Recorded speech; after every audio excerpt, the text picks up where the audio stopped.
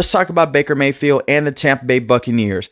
It's time to have the real and honest conversation about Baker Mayfield and why he is a top quarterback in today's game. They're currently 2-0 to start the season, and we'll get into what they've done so far in the 2025 year, even though they're dealing with so many injuries right now. But I want to talk about Baker Mayfield and his trajectory. And this is why I say it is very important where you go in the NFL, especially when you're a quarterback. Your situation matters. This is a man that was drafted with the first overall pick by the Cleveland Browns. He had Hugh Jackson be his head coach his rookie season. Hugh Jackson is one of the worst head coaches in NFL history. His second year, he has Freddie Kitchens as a head coach. He was a former offensive coordinator. They let him go. Then they bring in Kevin Stefanski. That's 3 different head coaches, 3 different offensive systems in 3 years. And yet Baker Mayfield still had up and down moments with the Cleveland Browns. But we all know that the Cleveland Browns, historically, they are a terrible franchise, one of the worst franchises in NFL history. So they trade him away to the Carolina Panthers. A brand new coaching staff yet again. He did look terrible with the Carolina Panthers. But the Carolina Panthers, they can't develop a quarterback. So they let him go. They cut him. He goes to the Los Angeles Rams. Yet another coaching staff with Sean McVay. And trust me, all of this would carry over into the Tampa Bay Buccaneers conversation. Just stick with me. But he had a very good stint with the Los Angeles Rams. They go out there. They defeat the Las Vegas Raiders. Thursday Night Football, a quick turnaround for Baker Mayfield. It was a feel-good moment. He wanted to stay with the Los Angeles Rams. The Rams, they loved him. Sean McVay is a huge fan of Baker Mayfield. But they had Matthew Stafford. He decides to come over to the Tampa Bay Buccaneers, and it's the perfect marriage because Tom Brady just walked out the door. He retired. Kyle Trask is this unknown quarterback. So you signed Baker Mayfield to a prove-it deal. It's similar to the Geno Smith situation, this guy that's bounced around so many times, but he just never had consistency. So his first year with the Tampa Bay Buccaneers, he looks like a top quarterback. He has 28 passing touchdowns to 10 interceptions, 4,000 yards on the season. So he's able to go out there with elite weapons like Chris Godwin and Mike Evans, but it's more than just that. He didn't have a consistent run game with the Tampa Bay Buccaneers. They're in the bottom of the league.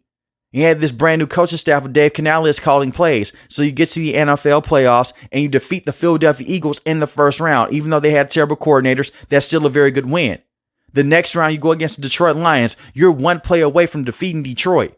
It was a 1 interception towards the middle of the field. Dave Canales leaves. And Baker Mayfield, he's used to coaching changes. That's what we just went through for the first half of this video, even dating back to Texas Tech when he walked on.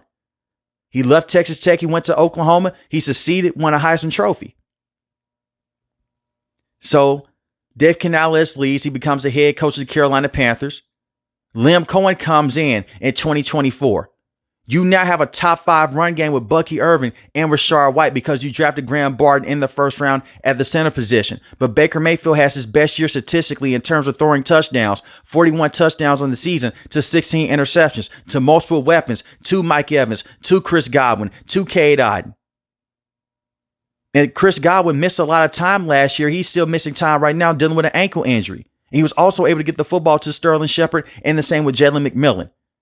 He's become one of the top gunslingers in the NFL. And when you need a big play on the ground, here comes Baker Mayfield. If it's 4th and 10, he's the one out there. He's scrambling around. That's what happened tonight against the Houston Texans. Baker Mayfield continues to make big plays after big play. And this is what you look for in a franchise quarterback. When the pieces around him are falling down, when the situation isn't the best, can he overcome that? Baker Mayfield has, because of the hell that he went through with the Cleveland Browns and the same with the Carolina Panthers. And you guys know me, I love a story like this.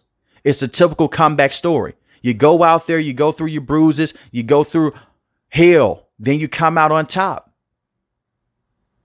And now Liam Cohen, he leaves. You're just a 1 play away from defeating the Washington Commanders in that playoff game. It was a jet sweep play. It went for a fumble. Liam Cohen, he leaves. He's now the head coach of the Jacksonville Jaguars. You had a brand new offensive coordinator. And now you bring in Josh Grizzard, who's on this coaching staff. He helped Liam Cohen call plays. He helped him set up meetings. So he knows Baker Mayfield. He knows these players. And we have to give Todd Bowles a lot of credit here as well. Very good defensive mind. Has become a very good head coach with the Tampa Bay Buccaneers. It's a way better situation than he was in with the New York Jets. He has his own redemption story with this organization. And he continues to hire these offensive names over and over again. He hired Dave Canales. He hired Liam Cohen. He's hired Josh Grizzard. But this situation this year is different Chris Godwin is still out with that ankle injury. Tristan Wirfs, your best offensive lineman, he's out with this knee injury. He hasn't played a snap this season yet. He's one of the best tackles in the game. In my opinion, he's easily your best offensive lineman. Jalen McMillan, who was a very good wide receiver last year, especially in the red zone, he has a neck injury that he suffered against the Steelers in the preseason. He's out. Luke Gadecki, he went down against the Houston Texans in tonight's matchup. So now you're down to Charlie Heck at the right tackle position. Cody, right guard position. Ben has to be your center because you moved Graham Barton over to the left tackle position. And I love this with Todd Bowles. You have the general manager coming out and he's saying, hey, Coach Todd wanted to come in and basically switch the offensive line, but we wanted to keep it close to the vest. So when they go against the Atlanta Falcons week 1, the commentators, they're appalled. They're saying that their top center last year, who helped them have a top run game, because let's not forget, the Tampa Bay Buccaneers haven't had a consistent run game since Ron Jensen went down with an ACL injury. They pushed this kid over to tackle, and he looked very good against the Atlanta Falcons. Your run game did take a hit, but you were still able to get some of those rushing plays with Bucky Irvin and the same with Rashard White. But you want to protect the blind spot of your franchise quarterback in Baker Mayfield. He's right-handed, so the left side of the offensive line is very important. So you reshuffle this line, and it worked. And it worked again against the Houston Texans.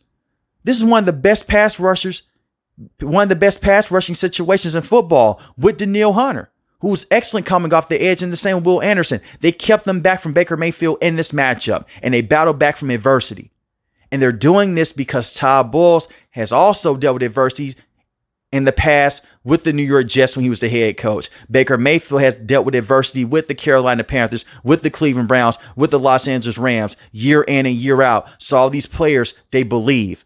And you won this division 5 years straight, over and over again. You can say how weak this division is, but don't diminish how great the Tampa Bay Buccaneers have been in terms of drafting players and going out there and getting the right talent when it matters the most in free agency. Emeka Egbuka, he's going to be a number 1 wide receiver in this league for many years to come. You selected him in the first round because they knew Chris Godwin, he wasn't going to be healthy by week 1. And Chris Godwin and Mike Evans, they can't play forever. But Mike Evans is still one of the best wide receivers in the game. Every single season in his career, no matter who the quarterback is, Ryan Fitzpatrick, Jameis Winston, Tom Brady, Baker Mayfield, he's had over 1,000 yards in his career. He's going to go down as the best wide receiver in Buccaneers history. And he has a Super Bowl ring as well. Chris Godwin, the same. He's going to be one of the best wide receivers, one of the best players in this franchise's history. And when you get a fully healthy Buccaneers team with Chris Godwin, Emeka Egbuka, Mike Evans, Tristan Wirfs, and then you put Graham Barton back at the center position, and hopefully Luke Gadecki will be able to play. He'll be able to bounce back from his foot injury they suffered tonight against the Houston Texans. This offense will be even better. Because when you put Graham Barton back at the center position, he can get that push. They can't run the football up the middle of the field right now. Ben isn't on the same level as Graham. As no offense, Graham was one of the best rookies last year. But Bucky Irvin has proven that he can be the best running back with this roster. But Rashard White still gives you a lot of upside coming out of the backfield. Bucky Irvin is just more explosive. And then you have Sean Tucker, who has very good wheels in the open field. He's very explosive. It's one of the best offenses in the game. And when the play breaks down, here comes Baker Mayfield. This is back-to-back weeks now. Game-winning drives. The game-winning touchdown to Emeka Egbuka, who had 2 receiving touchdowns last week against the Atlanta Falcons. He had a major drop in tonight's matchup. They didn't bat an eye. Baker Mayfield goes out there. It's 4th and 10. He runs around. He's running with a limp, by the way, because he suffered a nasty sack in tonight's matchup. They were getting after Baker Mayfield, but yet he was still moving around. He goes out there. He converts on 4th down. He has a beautiful pass to Mike Evans, middle of the field. Beautiful pass to Cade Otton, who is a consistent tight end. He's also a weapon to have. And they get the football to Rashard White in the goal line situation. They win this game 20-19. And it was a blocked punt in this matchup. They could have easily rolled over. We have to give everyone credit here. Todd Bowles has built a culture with this organization, and you love to see it. You're building off of what Tom Brady helped bring into this building, and the same with Bruce Arians. And I love the fact that they made Todd Bowles be the head coach. This is the same man that moved on from Byron Leftwich as an offensive coordinator that last year with Tom Brady. Wasn't a good offensive coordinator anymore. They couldn't run the football. The offense was stale. He moved off of him. That was a Todd Bowles decision. But this offense, they're going to be amazing as long as Baker Mayfield is upright. And he's dealt with injuries in the past. He just pushes through it. Ankle injuries and knee injuries. I just love to see this comeback story. And he's parlayed this into an actual franchise situation with the Buccaneers to where he is their franchise quarterback. And defensively here, it's a Todd Bowles team, so you know the defense against the run is going to be stout. Now, Kalijah Kancey, he went down to pec injury in tonight's matchup. As I record this video, he's still questionable moving forward. We'll see if it's serious or not. But Kalijah Kancey is a phenomenal football player playing alongside Vita Vea. They can both push the pocket. They can stop the run. Their pass rushing situation hasn't been the same since Shaquille Barrett went down with that Achilles injury a few years back. But you drafted Yaya Diaby. His rookie year, he led the team in sacks. Very good player. But he's not on the same level as some of those top edge rushers in the game.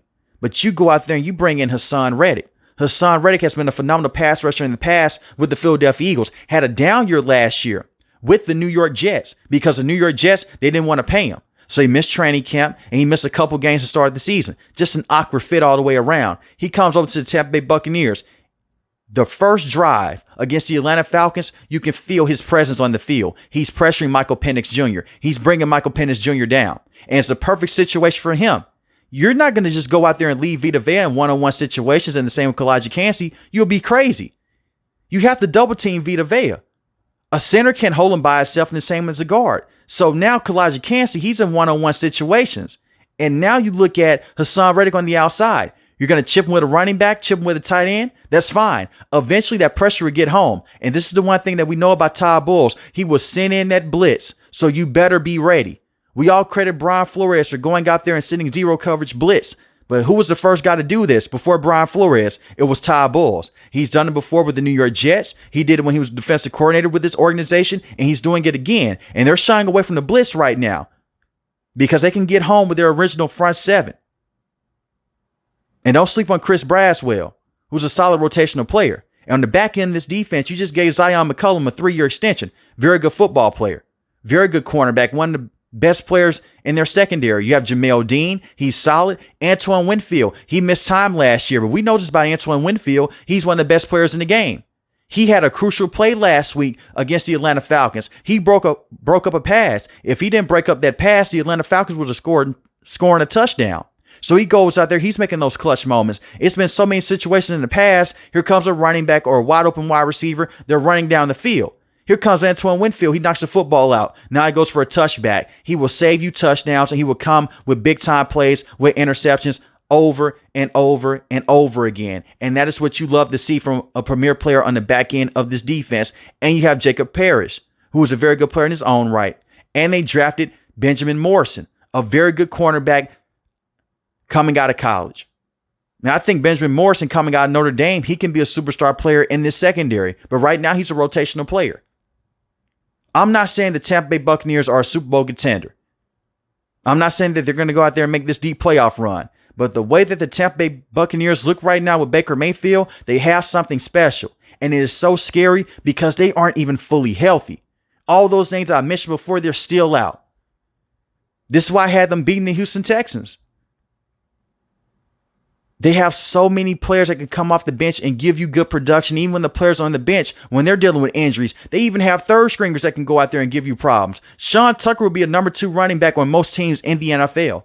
That's how talented he is. But give Jason Light a lot of credit, the general manager. Give the owner a lot of credit. And I love to see the Tampa Bay Buccaneers go out there and put a lot of competition in this division. And this is a perfect situation. You defeat the Atlanta Falcons in game 1. You're up 1 game in your own division. And you defeat a team like the Houston Texans. The vibes are high right now with the Tampa Bay Buccaneers. You get healthier as the season go on, and hopefully you get better if you are a Buccaneers fan. But let me know in the comment section below, how do you feel about the Tampa Bay Buccaneers moving forward with Baker Mayfield?